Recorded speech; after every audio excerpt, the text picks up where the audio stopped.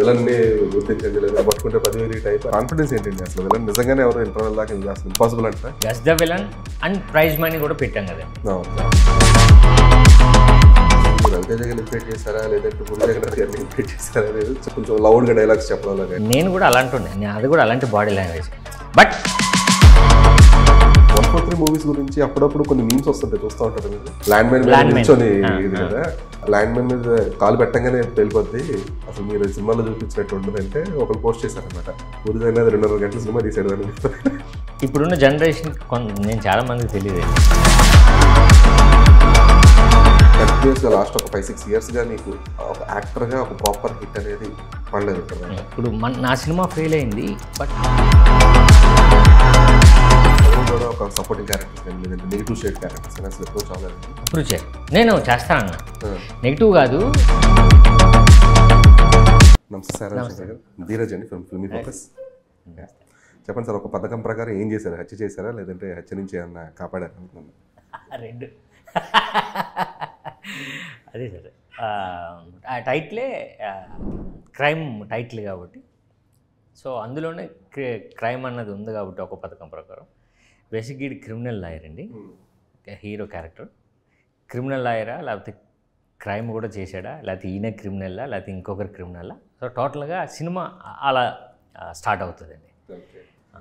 ఈ తరహా అంటే ఇలాగ విలన్ని గుర్తించండి లేదంటే పట్టుకుంటే 10,000 టైప్ అంటే కొత్త కాదు, తెలుగు సినిమాలు ఇంత ముందు కూడా చేశారు చాలా. ఇది అంటే చాన్నాళ్ళ తర్వాత ఈ మధ్యకాలంలో కనబడలే ఇలాగా, అంటే గెస్ ద విలన్ అని చెప్పేసి ఏదో ఇంతకుముందు ఏదో కొంచెం ఉండేవి, కానీ ఇప్పుడు మీరు చాలా నాళ్ళ తర్వాత తీసుకొచ్చినప్పుడే కొంచెం పాత సంస్కృతి మళ్ళీ పట్టుకొచ్చినట్టు అయింది. సో మీ కాన్ఫిడెన్స్ ఏంటండి అసలు విలన్ నిజంగానే ఎవరు ఇంటర్వెల్ దాకా అసలు ఇంపాసిబుల్ అంటారా? ఇంపాసిబుల్ అండి, ఇంపాసిబుల్. మీరు ఇంటర్వెల్ కాదండి, సెకండ్ హాఫ్ కూడా.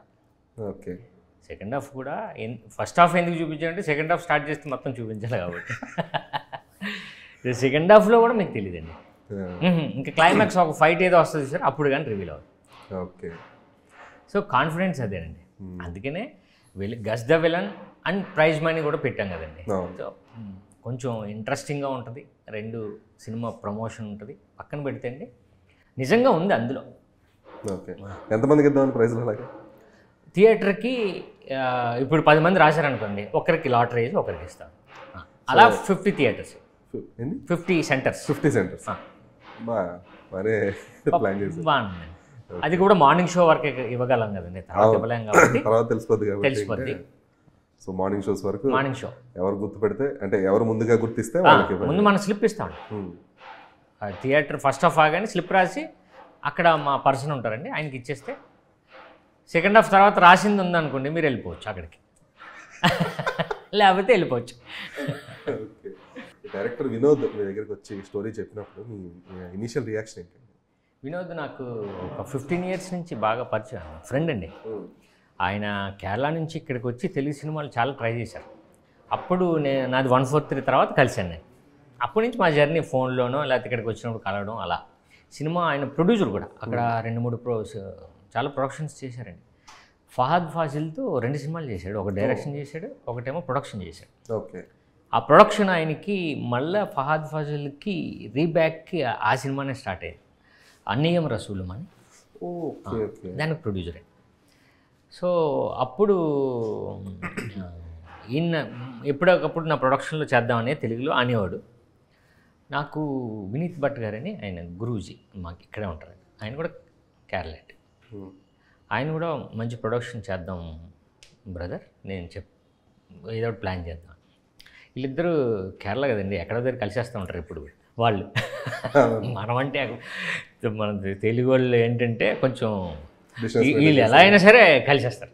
అలా కలిసి నేను ఇలాగ మా సాయి అని ఉన్నారు, ఆయనతో సినిమా చేయాలని వినీత్ గారు అన్నారు. ఏ సాయి అని వెళ్ళి చూస్తే కొట్టాడు ఫోన్.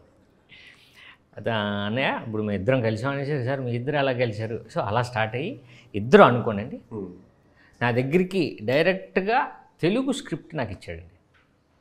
ఇదే స్క్రిప్ట్, కథ కూడా చెప్పలేదు నాకు, ఎందుకంటే తెలుగు ఆయనకి తక్కువ వస్తుంది. అందుకు చదవడానికి అని చెప్పి తెలుగులో మరి అక్కడ ఎవరి చేత రాయించాడో మన తెలుగు పీపుల్ చాలామంది ఉన్నారండి ఇండియాలో. అలా నాకు స్క్రిప్ట్ ఇచ్చాడు. ఆ స్క్రిప్ట్ చదివాను, డెఫినెట్గా నాకు ఉపయోగపడుతుంది. వినోద్ గురించి బాగా నాకు 19 ఇయర్స్కి డైరెక్టర్ అయ్యాడు. ఓకే. సో బాగా నన్ను ప్రజెంట్ చేస్తాడు అంతే అది. సో థ్రిల్లర్స్కి వచ్చేటప్పటికి present Malayalam industry care of అడ్రస్లో అయిపోయింది. సో ఇప్పుడు ఈయన మలయాళం ఫిల్మ్ మేకర్ కాబట్టి దాని తాలూకు ఛాయలు ఏమైనా ఉంటాయి? అదే ఛాయ అండి, అదే ఛాయ. ఓకే. అది ఉంటూ తెలుగుకి మనకి ఏం కావాలి అన్నది కొంచెం మన ఆడియన్స్ కొంచెం సపరేట్గా ఉంటారు కదా, థియేటర్లో చూసే ఆడియన్స్ మనకు సపరేట్. సో దానికి కావాల్సిన కమర్షియాలిటీస్ అన్నీ ఈయన స్టడీ చేసి ఈ స్క్రిప్ట్ని చేయడం జరిగిందండి. బట్ ఇది మలయాళం ఫిల్ము లా ఉంటూ మనల్ని ఎంటర్టైన్ చేస్తుంది. ఈ తరహా థ్రిల్లర్స్కి వచ్చేటప్పటికి అంటే మన regular commercial Telugu commercial format అనేది కొంచెం సింక్ అవుతుంది రెండింటికి. ఎందుకంటే ఇక్కడ సాంగ్స్ కానీ లేదంటే ఇంట్రొడక్షన్ సాంగ్ లేదా ఐటమ్ సాంగ్ ఇవేమి ఉండవు, జస్ట్ ప్లెయిన్ స్టోరీ వెళ్ళిపోతూ ఉంటుంది థ్రిల్లర్స్కి వచ్చేటప్పటికి. సో ఈ పథకం ప్రకారంలో అలాంటి కమర్షియల్ ఎలిమెంట్స్ నిర్వహించడానికి ప్రయత్నం జరిగిందా, లేదంటే కంప్లీట్ ఒక థ్రిల్లర్ జోనర్లో వెళ్ళిపోయారా? అంతే అండి. అంటే సాంగ్స్ వరకు కథని డ్రైవ్ చేసే సాంగ్స్ అయితే ఇందులో 2 ఉన్నాయండి. సో ఆ 2, ఒకటి మెలోడీ, ఒకటేమో చిన్న sad song. Okay.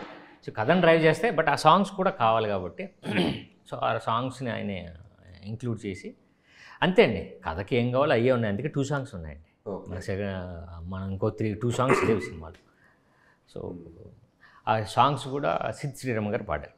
Okay. 2 songs. అదే మ్యూజిక్ వచ్చి కార్తిక్ రాహుల్ రాజ్ అండ్ బీజిఎం వచ్చి గోపి సుందర్ చేశారు. రాహుల్ రాజ్ అక్కడ చాలా మంచి మ్యూజిక్ డైరెక్టర్. ఇక్కడ ఓ మై ఫ్రెండ్ అప్పుడు చేశారు దిల్ రాజు గారి సినిమా. ఓకే. అయితే ఈ సినిమా టెక్నికల్గా ఎంత స్ట్రాంగ్ అండి? వెరీ స్ట్రాంగ్ అండి. 6 నేషనల్ అవార్డ్ విన్నర్స్ అండి. సో ఇందులో director national award winner, DOP అండి, తర్వాత మీరు అన్నట్టు గోపి సుందర్ గారు కానీ మ్యూజిక్ డైరెక్టర్ కానీ ఆర్ట్ డైరెక్టర్ వీళ్ళందరూ మేకప్ మ్యాన్ అండి, వీళ్ళందరూ నేషనల్ అవార్డ్ విన్నర్స్. చాలా స్టాండర్డ్లో ఉంటుందండి సినిమా. కెమెరామ్యాన్ ఆయన దేవిడి అని gangs of Wasseypur, Chandni bar ఆడియోపి అండి. లేటెస్ట్గా అక్షయ్ కుమార్ గారిది బెల్ బాటమ్, ఉడతా పంజాబ్, అనురాగ్ కాశ్యప్ గారి సినిమాలన్నిటికీ ఆయన డిఓపి. సో ఆయన ఈ సినిమా చేశారు. సో అందుకే స్టాండర్డ్లో ఉంటుంది సార్. అంటే ప్రతి క్రాఫ్ట్ కూడా చాలా స్టాండర్డ్లో ఉంది. ఓకే. ఈవెన్ ఆర్టిస్టులు కూడా సముద్రగని గారు వీళ్ళందరూ కూడా చాలా అంటే. అయితే ఈ సినిమాలకు వచ్చినప్పటికండి అంటే మీరు 143 కానీ లేదంటే మీ తరహా సినిమాలు రిలీజ్ అయ్యే టైంకి ఉన్న ఆడియన్స్ రెస్పాన్స్కి ఇప్పుడు రెస్పాన్స్కి కొంచెం చేంజ్ అయిపోయింది కంప్లీట్గా. సో ఇప్పుడు ఆడియన్స్ సినిమాను అబ్జర్వ్ చేసుకునే విధానంలో చాలా మార్పులు వచ్చాయి. సో దాన్ని మీరు ఎలా కన్సిడర్ చేసుకోగలిగారు? అంతే సార్. అంటే బేసిక్గా కొంచెం సస్పెన్స్ థ్రిల్లర్స్కి కొంచెం ఈజీ అయింది ఇప్పుడు. అంటే ట్రైలర్ని బట్టి వాళ్ళు గెస్ చేస్తారు. సో ఈ ట్రైలర్ నచ్చే చాలామంది అంటే మంచి రెస్పాన్స్ వచ్చిందండి.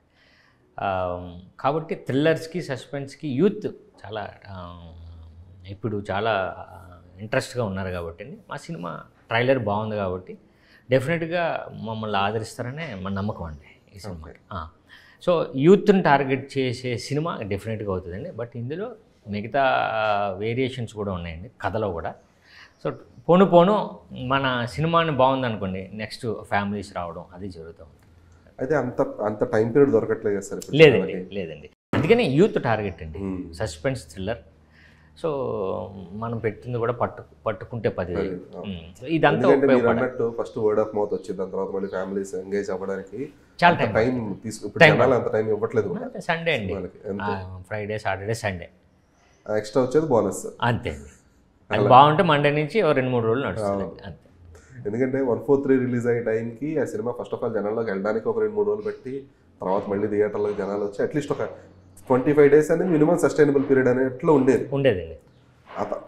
తర్వాత మీరు ఎన్ని మూవీస్ చేసినా కూడా టిల్ ఒక స్పెసిఫిక్గా ఒక 2010 ఆ టైం వరకు కూడా ఆ సస్టైనబిలిటీ అనేది ఉండేది. ఇప్పుడు ఆ 2010-11 తర్వాత ఏదైతే వచ్చిందో అందులో ఈ కరోనా తర్వాత అనేది ఆ సస్టైనబుల్ స్పిరిట్ అనేది ఆ 2 weeks 3 weeks నుంచి ఫస్ట్ వీక్ పడిపోయింది. ఫస్ట్ వీకే అంతే. సో ఫ్రైడే రోజు మార్నింగ్ లేదంటే ఈవినింగ్ వచ్చే టాక్ బట్టే నెక్స్ట్ వీక్ దాకా వెళ్తుంది తప్పితే ఇంక లేదంటే లేదు. సో ఇలాంటి సిచ్యువేషన్లో ఒక యాక్టర్గా మీరు ఒక స్క్రిప్ట్లు తీసుకునే విషయంలో కానీ లేదంటే ఒక సినిమాలు ఎంచుకునే విషయంలో మీరు తీసుకునే జాగ్రత్త లేదు అంటే అప్పటికి ఇప్పటికి వచ్చిన మార్పు లేదు. అదే నేనేమంటే నిజంగా సస్టైనబిలిటీ తగ్గిపోయింది థియేటర్లో ఆ 1 week లేదా ఆ 3 days చాలు. యాక్చువల్గా మామూలుగా 3 days వచ్చిందంటే ఇంకొక 3 days నడుస్తుందండి. అంటే ఇప్పుడు దీంట్లో నాకు ఉపయోగపడేది అంటే థ్రిల్లింగ్ ఎలిమెంట్ ఇప్పుడు ప్రజెంట్ నాకు ఉపయోగపడుతుంది జనాలకు కూడా నచ్చింది అన్నది ఈ ప్రాజెక్ట్ నాకు రావడం నాకు లక్ అండి.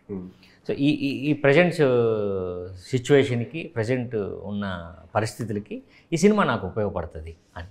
సో మీరు అనుకున్నట్టు కథలు ఎలా జడ్జ్ చేస్తారు అంటే అదేం లేదండి. నేనేమంటానంటే నాకు నచ్చిన జానర్ చేసేస్తాను. ఇప్పుడు ఎంటర్టైన్మెంట్ వచ్చింది అనుకోండి చేసేస్తాను, అంతేగాని ఈ జానర్ ఫిక్స్ ఆడియన్స్ అన్నది ఎక్కడా లేదు, ఎప్పుడూ లేదు. ఆడియన్స్ ఎప్పుడూ లేదు. అంటే మీరు జానరా వైజ్ డిఫరెంట్ ప్రయోగాలు చేస్తూనే ఉన్నారు. ఎందుకంటే మీరు అంటే ఇనిషియల్గా 143 కానీ తర్వాత బంపర్ ఆఫర్ కానీ తర్వాత ఈ రీసెంట్గా వచ్చిన 1000 నడిచమానిట్లో కూడా జానరా వైజ్ డిఫరెంట్గానే చేస్తూ వచ్చారు. కానీ ఈ జానరాస్ మీరు ఎంత డిఫరెంట్గా ట్రై చేసినా సరే మీరు ఆశించిన స్థాయి రికగ్నిషన్ అనేది అయితే రాలేదని అయితే నేను అనుకుంటున్నాను. ఎందుకంటే అది థియేటర్కల్ బిజినెస్ అయి ఉండొచ్చు, లేదంటే దాని తర్వాత పోస్ట్ రిలీజ్ వచ్చిన అసెస్మెంట్స్ అయి ఉండొచ్చు. సో దీన్ని మీరు ఎలా తీసుకుంటారు? అవునండి, నిజంగానే ఒకటి నాకు నచ్చిన కథ జనాలకి నచ్చే విధంగా నేను సెలెక్ట్ చేసుకోలేదు. రెండు మేము కరెక్ట్గా రిలీజ్ చేయలేకపోయాము. డేట్ కరెక్ట్ కాదు, పబ్లిసిటీ మేము చేయలేకపోయాం, థియేటర్లు మాకు ఇలా చాలా జరిగినాయండి. నిజంగానే అనుకున్న స్థాయిలో మనకి ఇది బంపర్ ఆఫర్ తర్వాత నుంచి సో లేదు. సో నేను అనుకున్న కథలు చాలా మంచి కథలు, చేసిన కథలు. ఇప్పుడు నేనో రకమైనప్పుడు చేశాను, చాలా బాగుంటుంది, థ్రిల్లర్ అది కూడా. తేజ గారు మంచి ఫ్యామిలీతో చేశారు నాతో 1000 అబద్ధాలు. సో ఇవన్నీ మంచివే అండి కథలు. అయితే మేము జనాలకి రీచ్ అయ్యేటట్టు మేము వెళ్ళలేకపోయాం, దానివల్ల అనుకున్న స్థాయిలో అవ్వలేదండి. బట్ ఇప్పుడు ఏంటంటే కొన్ని జానర్స్ ఉన్నాయి కదండి, హారరు చిన్న మనకి అంటే ఏమంటారు ఇమ్మీడియట్గా కనెక్ట్ అయిపోతాం, థ్రిల్లరు, మర్డర్స్. ఇప్పుడు నాకు ఇది ఉపయోగపడుతుంది. ఎందుకంటే ఇప్పుడు జనాల్లో అంటే ఈ హీరో ఉంటేనే చూస్తాం ఆ మైండ్ సెట్ లేదు, కంటెంట్ బాగుంటే చూసేస్తున్నారు. అంటే మీరు అన్నట్టు హారర్లో బెస్ట్ ఎగ్జాంపుల్ రీసెంట్గా మసూదా. సో అసలు అంటే చెప్పుకోదగ్గ యాక్టర్స్ ఎవరు లేకపోయినప్పటికీ, అంటే సంగీత గారు ఇంతకుముందు ప్రీవియస్గా చేసుకున్నప్పటికీ ఇమీడియట్గా స్టార్ రిసెప్షన్ లేకపోయినా సరే ఆ సినిమాకి చాలా మంచి రిసెప్షన్ వచ్చింది, కంటెంట్ కదండి, కంటెంట్ బేస్ చేసుకుని. సో ఇలా మారుతూ వస్తున్న టైంలో ఇప్పుడు ఫర్ ఎగ్జాంపుల్ మీ దగ్గరికి ఒక స్క్రిప్ట్ వచ్చిన తర్వాత ఆ కంటెంట్ మీరు ఎంతవరకు ఎవాల్యుయేట్ చేయగలుగుతున్నారు, అది ఆడియన్స్ రిసెప్షన్ ఎలా ఉంటుంది అనేది? అదే అండి, అంటే ఫస్ట్ నేను చూసుకునేది అసలు ప్లాట్ ఏంటి, స్క్రిప్ట్ ఏంటి అని చూస్తాం, అందరూ చూసి. అయితే ఇందులో నాది ఏంటి, ఓకే, బట్ ఇందులో ఏదైనా క్యారెక్టరైజేషన్ అనేది ఎలానే ఉంటుంది, బట్ నాకు ఏమైనా కొత్తగా మేకవర్ ఉంటుందా, ఇవి చూస్తానండి ఫస్ట్ నా వరకు, కథ చూసిన తర్వాత. బట్ ప్రజెంట్ జానర్కి ప్రజెంట్ ఆడియన్స్కి ఈ జానర్ని ఎలా కనెక్ట్ చేయాలి అని అనుకుంటాం. బట్ ఆ ప్రయత్నం మనం చేస్తాం, తర్వాత రిజల్ట్ అది మనకు తెలియదు కదండి, ప్రయత్నం చేస్తాం. ఇప్పుడు ఒక కథను తీస్తే ఓకే డ్రైవ్ బాగుంది, అయితే కొంచెం ఇప్పుడున్న దానికి ఏదైనా మన స్క్రీన్ ప్లే లేదని చేంజ్ చేసుకుంటాం అన్నది డిస్కషన్ చేస్తామండి. తీసుకుంటాం. అయితే ఈ సినిమా రిజల్ట్స్ అనేవి ఎంతవరకు ఎఫెక్ట్ చేస్తాయండి మిమ్మల్ని? అంటే రిజల్ట్ ఎప్పుడు పాజిటివ్గా రావాలనే సినిమా చేస్తామండి. మార్నింగ్ షోకి మనకు అర్థం అవుతుంది వస్తుందా రాదా అన్నది. రాకపోయినా వచ్చినా సరే నెక్స్ట్ ఏంటి అని వెళ్ళిపోతాను, అంతే. నేను పెద్దగా దాని మీద ఇప్పుడు దాని గురించి ఆలోచిస్తాం, 1 day 2 days ఆలోచిస్తాం. అయితే అందులో జరిగింది ఏంటి జరగలేంది ఏంటి అసెస్మెంట్ అయితే ఉంటుందండి, ఉంటుంది. ఓకే మనం ఇలా కాదు దీన్ని ఏదో అని అనుకుని అప్పుడు నెక్స్ట్ ఏంటి. ఓకే, అంటే స్టార్టింగ్లో కొన్ని మూవీస్లో మీరు కొంచెం అంటే అది మీరు రవితేజ గారిని ఇంప్లీట్ చేశారా లేదంటే పూరి జగన్నాథ్ గారిని ఇంప్లీట్ చేశారా అనేది చిన్న, ఎందుకంటే కొంచెం లౌడ్గా డైలాగ్స్ చెప్పడంలో కానీ పర్ఫార్మెన్స్ వైజ్ కొంచెం చిన్నపాటి ఇది ఉండేది.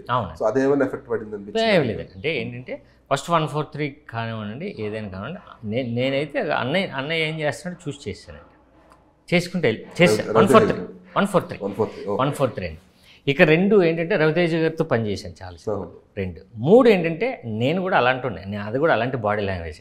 బట్ అన్నయ్య రవితేజ గారితో వచ్చాను, గ్యారెంటీ పడుతుందండి, వాళ్ళ ఇంపాక్ట్ కూడా ఉంటుంది. ఎందుకంటే బంపర్ ఆఫర్లో అయితే చాలా క్లియర్గా కనిపిస్తూ ఉంటుంది అనమాట. అది ఆ హీరోయిన్తో కానీ లేదా సాజీ షిండే కాంబినేషన్లో కానీ వచ్చే సీన్స్ ఇవన్నీ కూడా చాలా క్లియర్గా విజిబుల్ ఉంటుంది. కాకపోతే అందులో చిన్నపాటి మీ స్టైల్ ఉంటుంది కాదంటలేదు, కాకపోతే more resembling of Ravi Teja sort of attitude ఉండేది ఉంటుంది. ఆయనతోటి చాలా సంవత్సరాలు పనిచేశానండి, అసిస్టెంట్గా చేశాను, ఇడియట్స్లో ఆయనతో పాటు ఫ్రెండ్గా చేశాను, ఉంటుందండి ఇంపాక్ట్. లేకుంటే అయితే ఉండదు, అంతే కదండి. మీ 143 మూవీస్ గురించి అప్పుడప్పుడు కొన్ని మీమ్స్ వస్తుంటాయి, చూస్తూ ఉంటారు మీరు? లేదా? చూడలేదు. బేసిక్గా రీసెంట్గా ఒక మీమ్ ఏంటంటే, మామూలుగా మీరు అందులో ఆ సినిమానే బేసిక్గా మీరు ల్యాండ్ మైన్ మీద నిల్చొని ఇది కదా. సో మీమ్ ఏంటంటే యాక్చువల్గా ల్యాండ్ మైన్ మీద కాలు పెట్టంగానే వెళ్ళిపోద్ది, అసలు మీరు సినిమాలో చూపించినట్టు ఉండదంటే ఒకళ్ళు పోస్ట్ చేశారనమాట. పూరి జగన్నాథ్ 2.5 గంటల సినిమా తీసాడు దాని మీద. అవును, సార్ పట్టుకొని నేను లేపి అంతే కదండి, అన్ని పై అంతా చేస్తారు కదా. సో అంటే అంటే ఇప్పటికీ స్టిల్ రిసెంబ్లింగ్. ఎందుకంటే ఇప్పుడు మీ సాయి అనే నేమ్ ఎన్నాళ్ళు ట్రెండ్ అయిందంటే ఇన్స్టాగ్రామ్లో బంపర్ ఆఫర్లో డైలాగ్ ఉంటుంది కదా, సాయి సాయి సాయి కాదు కసాయి, ఇన్స్టాగ్రామ్లో వివత్సంగా ట్రెండ్ అయింది, అసలు బాగా పాపులర్. సో ఇలాంటివన్నీ ఈ అంటే ప్రెసెంట్ జనరేషన్కి ఇలాంటి రిలేటబుల్ అవుతున్నప్పుడు సో మీరు దాన్ని ఎలా తీసుకునేవారు? ఇప్పుడున్న జనరేషన్కి నేను చాలామందికి తెలియదండి, అదే చాలామందికి గుర్తు చేస్తుంది. అది తర్వాత నేనింతేలో ఫ్యాన్స్ది, సో ఇవన్నీ నన్ను గుర్తు చేస్తాయండి. ఒక్కోసారి ఒక చిన్న కుర్రాడు 10th క్లాస్ ఎంతో అండి, వాళ్ళ చిన్నంతో ఎవరితో వచ్చాడు, చదువుకున్నాడు ఎక్కడో టౌన్లో. ఈయన ఎవరో తెలుసా అన్నాడు, చూశాడు నన్ను, అదే మేమ్స్లో వస్తూ ఉంటారు కదా అన్నాడు. అది మంచిదే కదండి, అంటే నన్ను ఆ మేము నన్ను గుర్తుపెట్టి అది అంటే ఈ 10th క్లాస్ 15 years కుర్రాడికి నా గ్యాప్ వల్ల ఆయనకి నేను తెలియదు, బట్ అది ఉపయోగపడింది ఆ కుర్రాడు నన్ను గుర్తుపట్టడానికి. సో ఎందుకంటే నేనింతలో ప్రతి సీన్ వాడతారు, ప్రతి రిలీజ్ అయిన వెంటనే వస్తుంది, ప్రతి కొత్త సినిమా రిలీజ్కి అది వాడతారు. నెక్స్ట్ షో కూడా మనమే ఆడించాలి.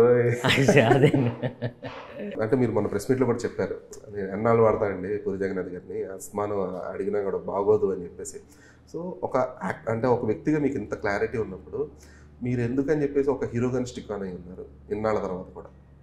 అంటే ఎలా అంటే మీకు ఆల్రెడీ ఒక ఇండివిజువల్గా మీకు క్లారిటీ ఉంది, లేదు ఇంతకన్నా సపోర్ట్ ఆయన అడగకూడదు నేను పూరి జగన్నాథ్ గారిని, ఎందుకంటే ఇంతకన్నా అడిగితే బాగోదు అని చెప్పేసి మీరే అన్నారు. అట్ ద సేమ్ టైం అంటే ఈ కంటిన్యూస్గా లాస్ట్ ఒక 5-6 yearsగా మీకు ఒక యాక్టర్గా ఒక ప్రాపర్ హిట్ అనేది పడలేదు ఇప్పటిదాకా. అంటే కమర్షియల్గా అయితే వర్కౌట్ అవ్వలేదు. యాజ్ అన్ యాక్టర్ మీరు ప్రూవ్ చేసుకోవచ్చు, అది కమర్షియల్గా వర్కౌట్ అవ్వలేదు. బట్ ఈ టైంలో కూడా మీరు ఇంకా నేను హీరోగానే చేస్తాను అని చెప్పేసి స్టిక్ ఆన్ అయి ఉండడం అనేది ఎంతవరకు మీకు ఉపయోగపడింది అండ్ మైనస్ అయింది? నేను అసలు అంటే స్టిక్ ఆన్ అయితే అవ్వలేదండి, ఒకటి. రెండు ఏంటంటే వస్తే చేద్దామని కూడా నాకు ఆలోచన లేదు, అలా అని చెప్పి దాన్ని స్టిక్ ఆన్ అవ్వలేదు సార్. ఇంక నెక్స్ట్కి వస్తే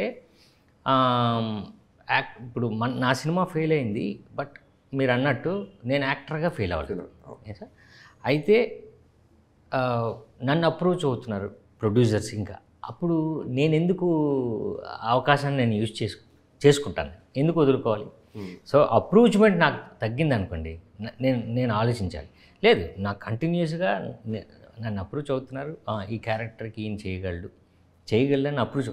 సో నా నమ్మకం ఏంటంటే తగులుద్ది, అంతేగాని ఇలా వెళ్తే వస్తుంది ఒక లెక్క ఉంటుంది కదా సార్. ఏమో ఆ లెక్క కూడా కరెక్ట్ ఏమో. ప్రజెంట్ నేను అలా అనుకోలేదు, అలా వచ్చిన అవకాశాన్ని కూడా నేను నో అని చెప్పే సందర్భాలు కూడా లేవు. అలా అని చెప్పి దీన్నే నమ్ముకొని వెళ్దాం అని నేను ఫిక్స్ అయ్యాను. వస్తున్నాయి కదా చేద్దాం. ఇప్పుడు లేదు, నాకు తెలిసిన జాబ్ ఇంకోటి ఏముంది, సో అలా వెళ్దాం అనేది ఇంకోటి కూడా డెసిషన్ తీసుకున్నాను. ఈ సినిమా తర్వాత నాకేదో అనిపిస్తుంది, అంటే అప్రోచ్మెంట్ కూడా కొంత మారుతుంది. రిసెప్షన్ మాత్రం ఆటోమేటిక్ ఒక్క సినిమా అంతే ఎవరికన్నా సరే, అది కుడ్ బి ఒక హీరో ఎనీథింగ్, ఒక్క ఫ్రైడే మార్చేస్తుంది అంతే. కానీ నీకు ఈ టైం స్పాన్లో ఎవరు కూడా ఒక సపోర్టింగ్ క్యారెక్టర్స్ కానీ లేదంటే నెగిటివ్ షేడ్ క్యారెక్టర్స్ కానీ అసలు అప్రోచ్ అవ్వలేదండి? మధ్యలో అప్రూవ్ చేయరండి. ఓకే, అప్రూవ్ చేయరు. నేను చేస్తానన్నా, నెగిటివ్ కాదు, అంటే మంచి థ్రోట్ మంచిదే క్యారెక్టర్, మంచి ఆయన పెద్ద హీరో, లేదండి నేను చేస్తానన్నాను.